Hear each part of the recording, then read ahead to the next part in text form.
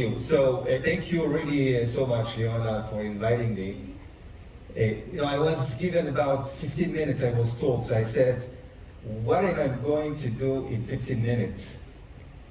Something that will be meaningful. I really don't like the TED concept because you touch upon issues in a very superficial issues. So what I decided to do is to develop a fictitious interview with technologies and see what technologies are speaking about and see if we can learn something from it. If you wish, in different cultures worldwide, there is that tendency to speak with your forefathers and to try to understand what exactly they would have said if they were here, in the present. There are other cultures that are speaking with their offsprings to see what their children and grandchildren will think about what they're doing in the present. So what I'm going, for example, the Shinto are doing it a lot. So what I'm trying to introduce you in the next few minutes is a kind of discussion with our future technologies and see if we can learn something just by doing that kind of thinking. So this is me, all right, and this is future technology. I'm calling her, and I really don't understand why I decided to call technology a feminine kind of thing. I really don't understand it. I still need to think about it yet. But it's nice, to think with somebody that is from another gender. It's always nice. So I'm going to just explain my discussion with the Technium. Okay? So I told her, what kind of a name is it that you're coming with? A Technium. Why do you call yourself a Technium? And then she says to me, well, it's not mine. Kevin Kelly just wrote a lot of books about technologies, and one of the books is trying to explain what technology wants, and he actually gave her a name.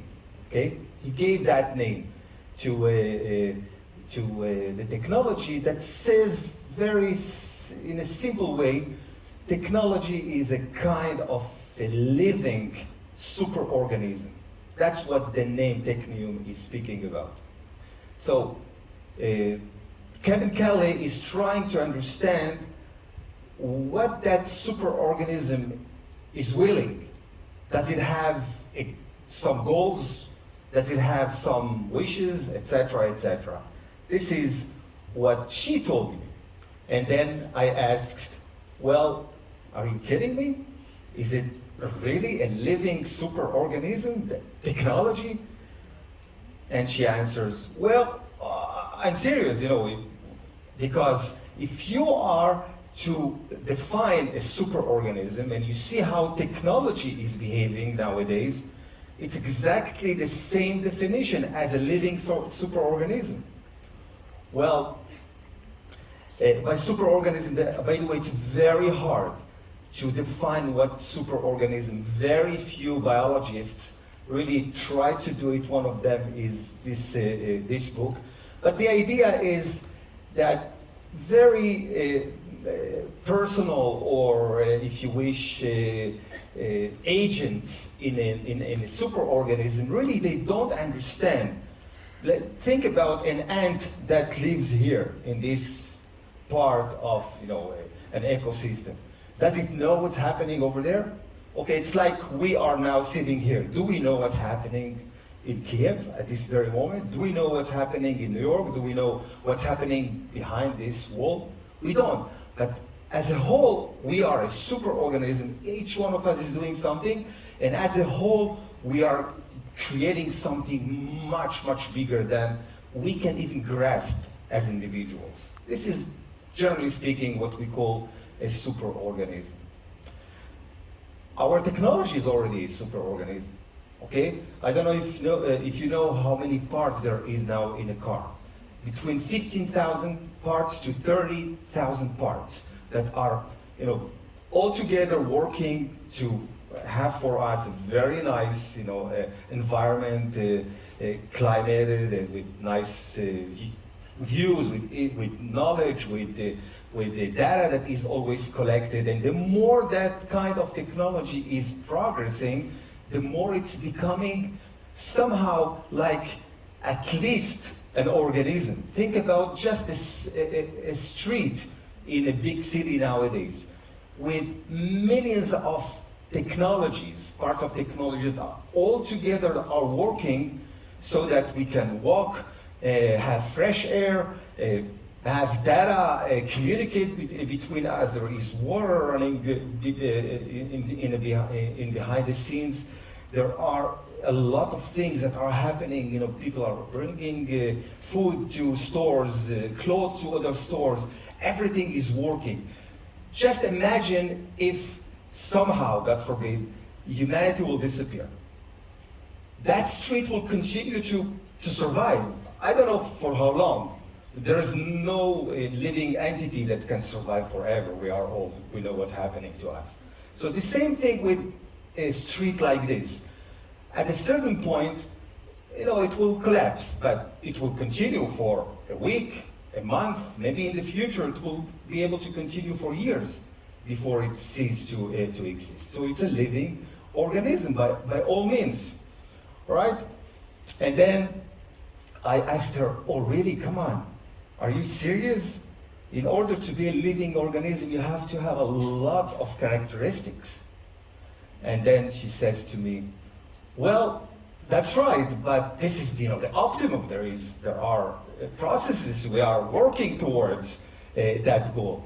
And by the way, there are other levels that a superorganism can go. You see, from the very simple stage to the highest stage of a superorganism, which is an organism that has consciousness. And we are just at the very early stages of being autonomous as technologies. But there is a road to go, and probably in the future we will be a full living superorganism. All right? And then I said to her, well, come on, let's not exaggerate, all right? Indeed, there are a lot of stages to go, but you have still a lot to go in order even to reach the sentience stage of being. Sentience means that you feel what's happening around you. Okay, if somebody hits you, you feel that something really hurts you. And there is a lot of stages to go. And then she said to me, well, okay, all right, I understand. Well, I was just kidding, she said. I'm just, speaking about a myth that I am a living superorganism. And a myth is something very, very interesting, because then she said to me, you know what? I'm going to quote a very known philosopher, French philosopher, Claude Lévi-Strauss, that defined myth in a very interesting way. He said, a myth is a construct that bridges nature and culture. With myth, we are actually understanding our surrounding, and we are acting in order to enhance our environment and to better with the humanity. And actually, the most important thing is that with the myth, we are able to understand better our world. And if you wish, this is actually the most interesting thing. For some people, the best myth that humanity has ever developed is what we call God. Okay? Without that myth, if you wish, we would not have been able to develop, morality and charity and social life and meaning in this life. So she says to me, it's only a myth that I'm a living entity. Now, if you understand that I'm a myth, then you can start conversing with me and asking me, what exactly do I want from you, you humans? Okay?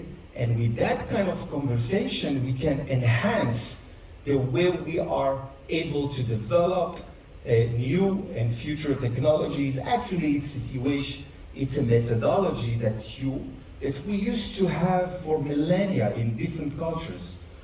But in science in the last century and technology, we tended to understand it as a mechanical kind of thing. But if we are to start even conversing with our technologies, we will be able to do amazing things. Okay? And with those amazing things, we will be able really to understand that technology is just, another stage of evolution of this species, of our species, of this universe. Because if you understand that this is only, a portion of a very, very long route towards something we cannot even understand at this point in history, then you start addressing that technology, those tools that we are building, as an entity that needs to be addressed, to be understood in a different way. And then I asked the Technion to give me, of course, an example, and then she says the following. She says, well, everybody now is speaking about IoT, okay, Internet of Things. And I'm coming to a question, okay? But Internet of Things is a technical way of thinking about technologies. Thinking about, this table as connected to the internet, collecting data and sharing that data with a cloud somewhere. This is a very technical way to understand technology. But if you understand technology as a living entity, a super organism if you wish, then you start asking, okay, why do you, table, want to connect with other things? What's the idea? What can you achieve by connecting, by sharing? Okay, and then if you continue thinking that way, you start imagining technologies you could not even imagine before. For example, you can just add another word in the Internet of Things, and you open up a huge door, if you wish, to new kinds of technologies. Just by adding the social Internet of Things, you start addressing IoTs as a civilization, if you wish, of things that are communicating, trying to understand each other, sharing information, designing not just knowledge, but wisdom from their communications. And you start doing amazing, amazing things, amazing technologies, just by thinking that technology is a living entity. Of course, I was asking to demonstrate for me that idea. I'm going to show you a few minutes video clip, okay, that Ericsson has developed, produced a few years ago, and you'll see that idea of a technology of things that are communicating as living entities. And think about the technologies we're going to see, if that myth will be really accepted worldwide. Here's the video, and then I'll give you one of my companies in which we're trying really to develop the idea in a much elaborated way. Do we have sound? Oh, what? What happened?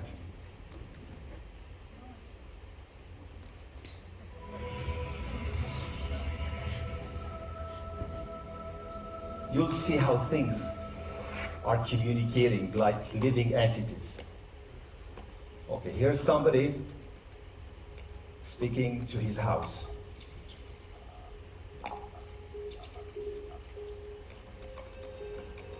Telling his home that he's about to come back, asking to prepare dinner.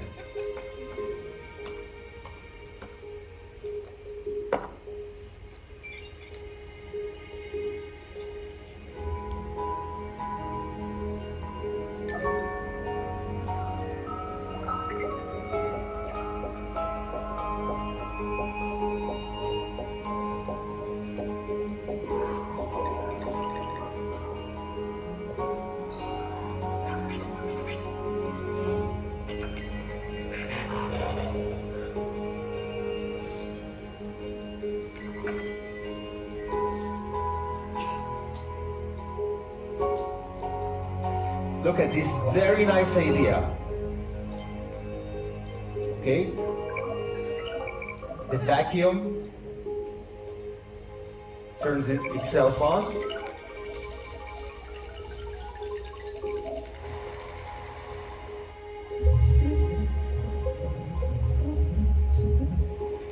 Now take a look at this. The sofa says, I need a refresh too. And the vacuum would say, not my business. Now think about the technologies behind this kind of amazing conversation between things. Okay, he's going home, and his girlfriend says, well, it's raining, I'm not coming. So his house is asking him, okay, should we ask just another Chinese, the regular one? He says, okay. The house is actually, taking care of his needs. Dinner canceled, everything back, whatever needs to be shut off, whatever needs to be turned on. But I would like you to pay attention to a very interesting, episode here. So he comes home.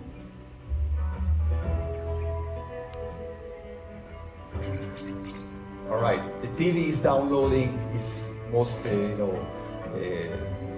interesting game he would like to watch. He comes home. He sits to eat something that his home has ordered already. When he sits,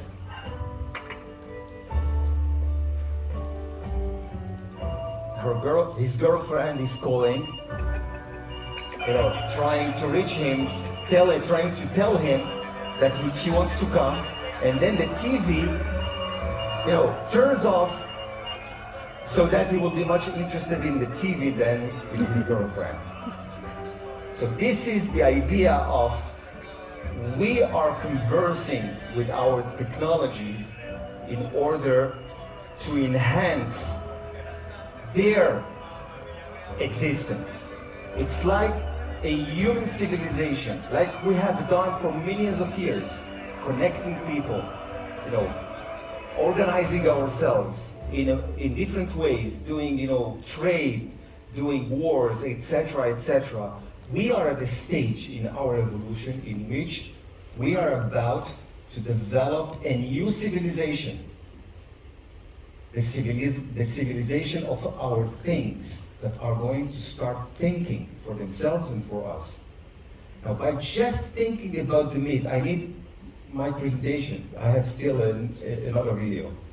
If I were to stick with my technology, I would have done it, but I have to stick to them now. Anyway, so in one of the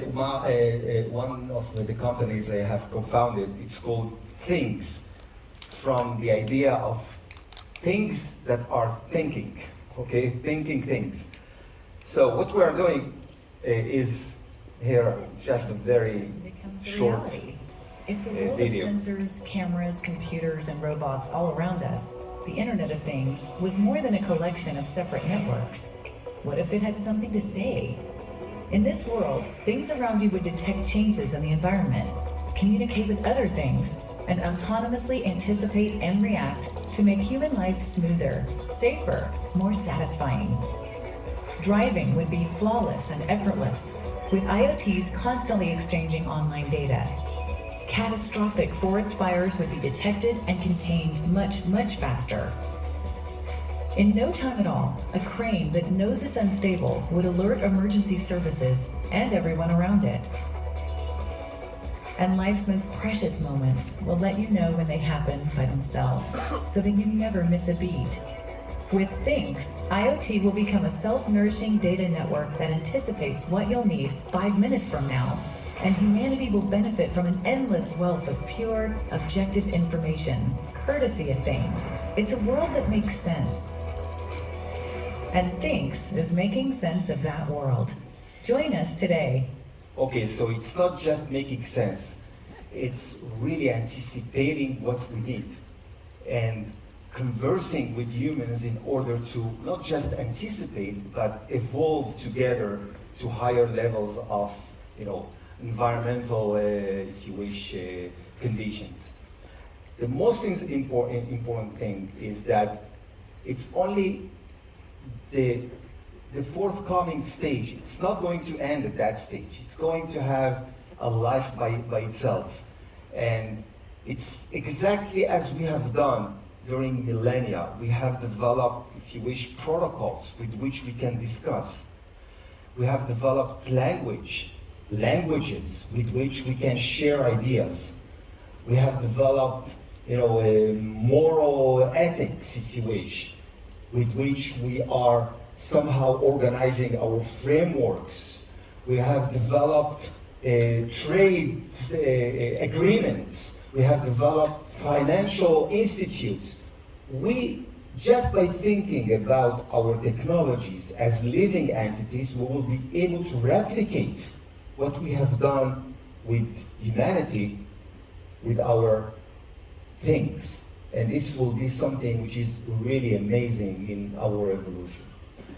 At the end, she was just asking me to treat her with some dignity and respect, because in the last century at least, we were so, hubris, if you wish. We thought our technologies are going to solve our problems, our sciences are going to solve our problems. And as you see, we are still a very primitive species. Thanks so much.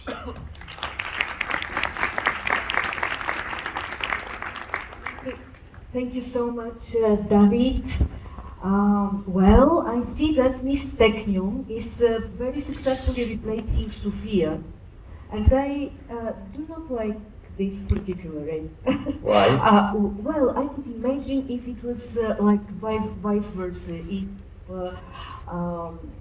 if Mr. Technium is replacing one possible man partner. Well, you're right, like you're this. right. We need to discuss our subconsciousness about it. I could say that I could argue in this way if I was a feminist.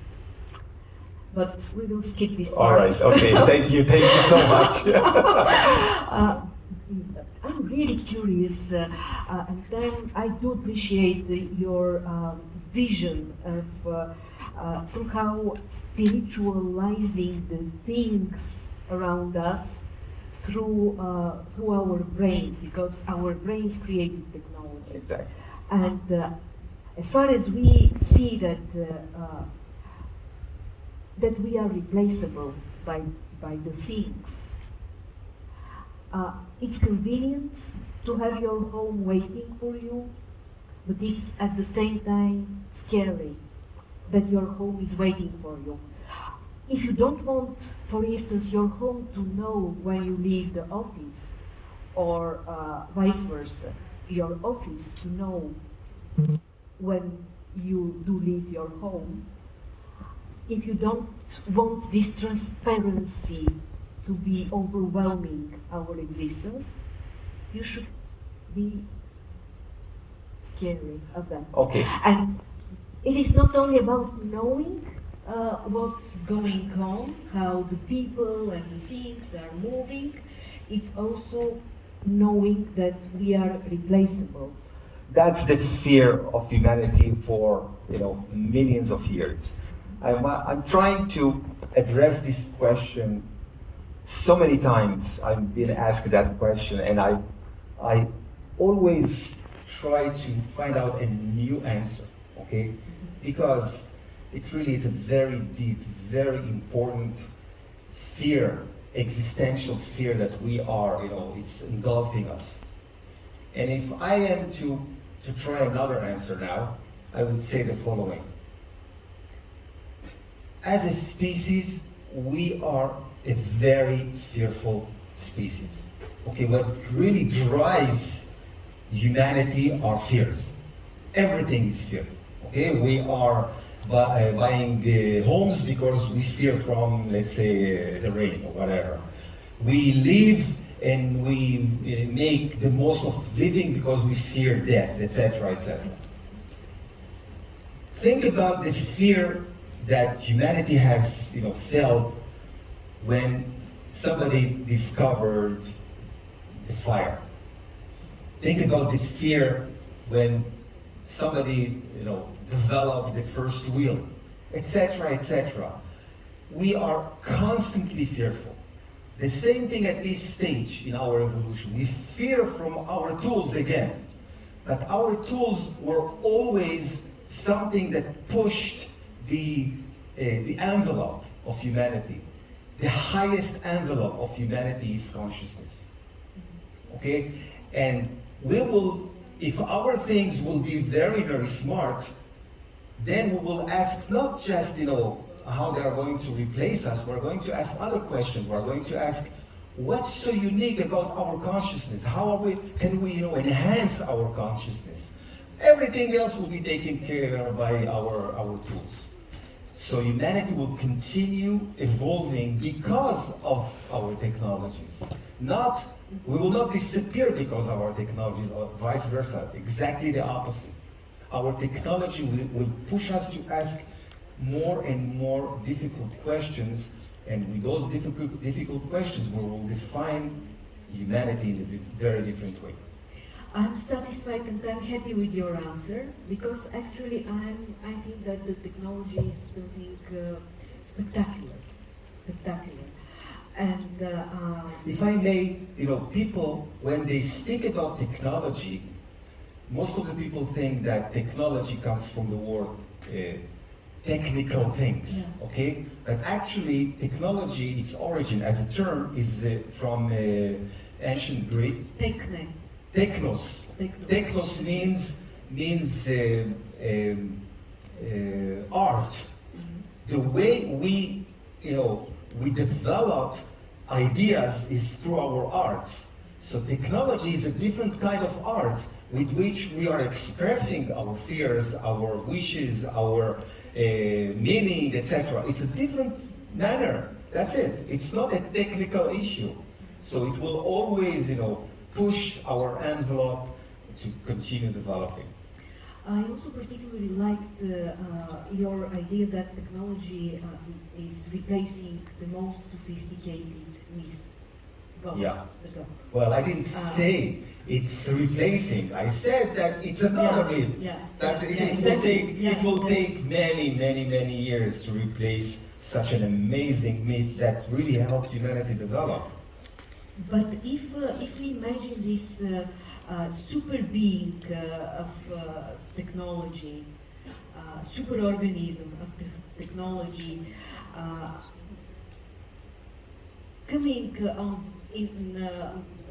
the next corner somehow, in the near future or in the far future, doesn't matter.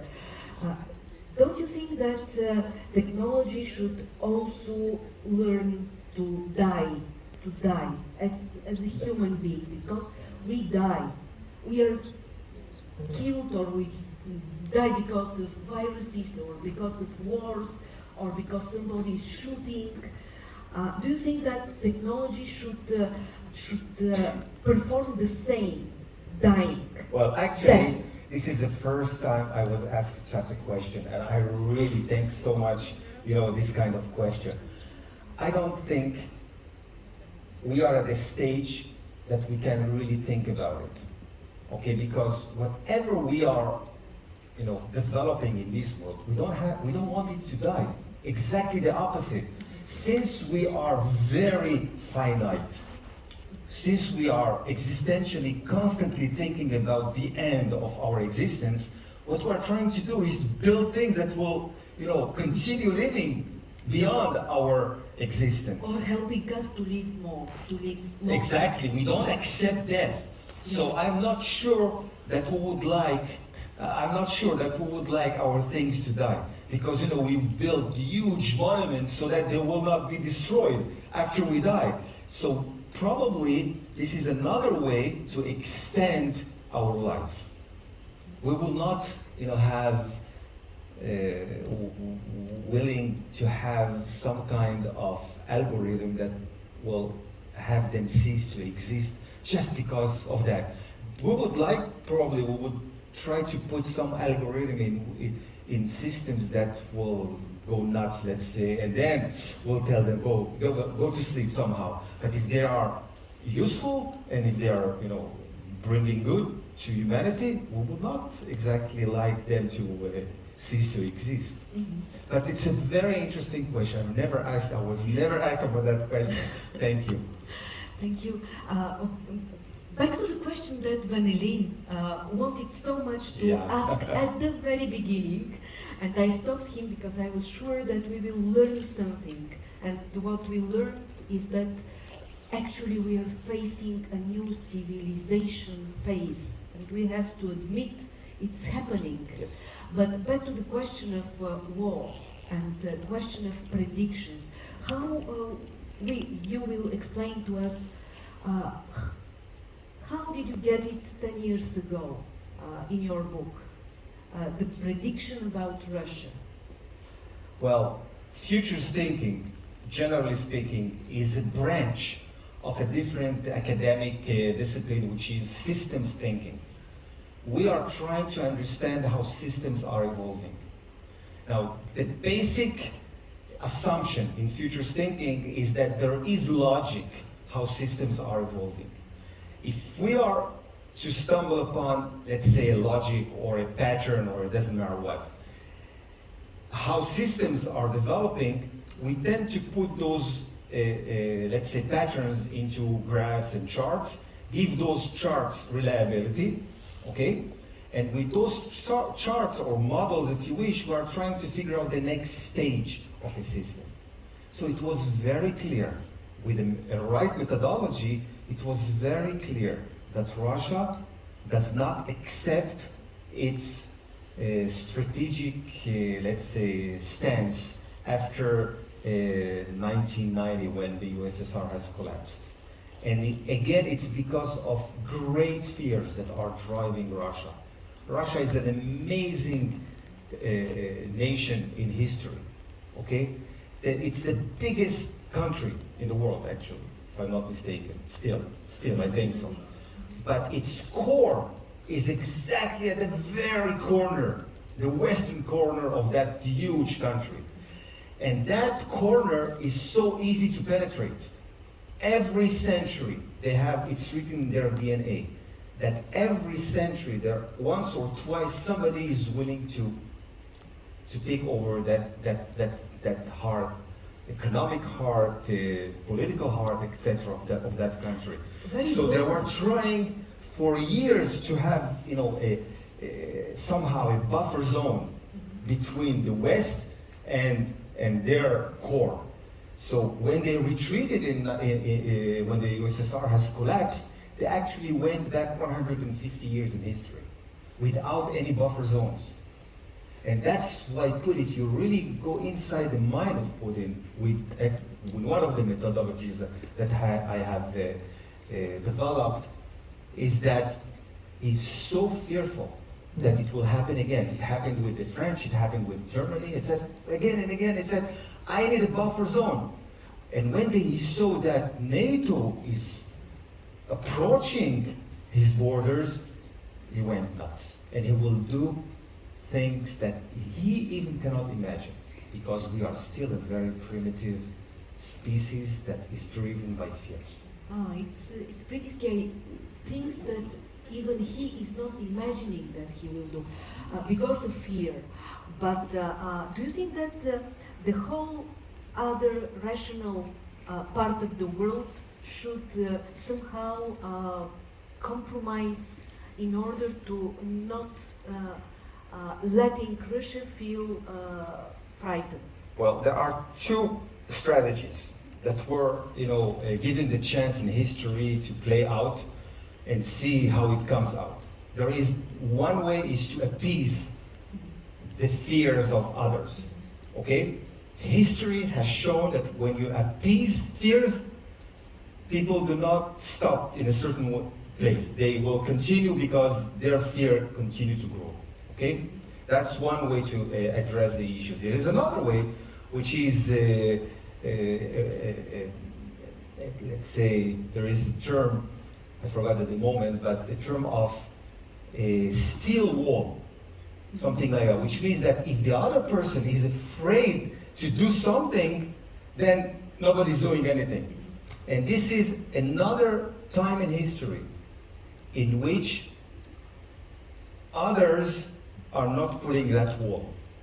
They are not clearly cutting down that there will be a lot of consequences. Putin does not understand there are consequences because he believes, I think, that he organized himself to be able to sustain a lot of things in the next decade. This is a little bit, if we go to psychology, psychopathic activities No. under paranoia. No. It's neurosis. Okay? That's something else. Okay? We are all neurotic. We are driven by our neurosis. If the other parties are not reacting to stop that neurosis, then that neurosis grows by itself. It has a life of itself. So this is, a dance between people for millions of years. And it's amazing to see. It's really amazing to see how the pattern repeats itself time after time after time after time, and we are not learning from history. Yeah, we know that. We know that we do not learn from history. And our leaders, most of the time, didn't learn history. Most of the time. Well, if you have to end up the sentence, the future is, I started with the future is unwritten, but in your case, you could read it, you could see the trends, you could find the methodology to look at the future. So tell us, please, Professor David Pasik, the future is what? I'm very, very optimistic of the human species. And the reason is our kids are already a different species. Okay? We are called in science the Homo sapiens sapiens. Okay? The Homo sapiens, generally speaking, has evolved in evolution about 200,000 years ago. Okay? We are a branch of Homo sapiens. It's Homo sapiens sapiens. And the idea is that when we know that we know. Okay, which is amazing, an amazing achievement of consciousness, by the way. All right? Our kids are already in a very different level because it's not that they know something, but they have tools that know a lot of things. They organize that knowledge, they put it into their consciousness. Their consciousness evaluates if what they know really is knowing something or not. And think about that, their life expectancy has tripled in the last 200 years. 200 years ago, we were just 25 years on average. Nowadays, it's about 80 years on average, okay? And life expectancy is constantly emerging. Every decade, we are adding another 2 to 3 years in our life expectancy. Getting closer to eternity. in, let's say, a million years, all right, doesn't matter.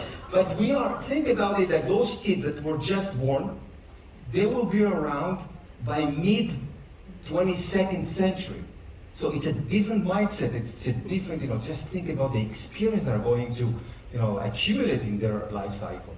Think about the opportunities they're going to have. There will be still wars, okay? There will be still a lot of challenges, but it's a very different culture, it's a very different civilization. So I'm very optimistic. It doesn't say that there are no challenges and downs in that process, but humanity, generally speaking, is evolving in a very fast way in the last century, and the 21st century is going to be much, much, much more than that. Now, of course, there will be people that will not be able to, to cope with that change, but that's evolution. And this is why we need constantly to think outside the box. Because if we will not think outside the box, it doesn't say that we are just going to stay what we are now. It says that we are going to disappear. By the way, the new species is in different, different literature. It's called Homo universalis. It's a different mindset, totally different than you and me. Thank God. By the way, in the last 30 to 50 years, IQ has augmented worldwide about 17% on average. 17, which means those kids are much smarter than us in any case. Sounds optimistic. My personal dream about technology is something like that. If there are shooting machines that are so clever to run them, to learn from their experience, things like this. And if these machines will need a human being to push the button to start shooting, my dream is that the technology is so smart to destroy itself at the moment and not to shoot. Do you think Well, that it that's will a nice idea. I'll invite you to be part of my company so that you'll be able to develop the exact algorithm so that it will cease to exist at the moment it starts Yeah. shooting. Thank you for the Thank you invitation. so much. Thank you. you so much. Professor James Bessie. Thank you all.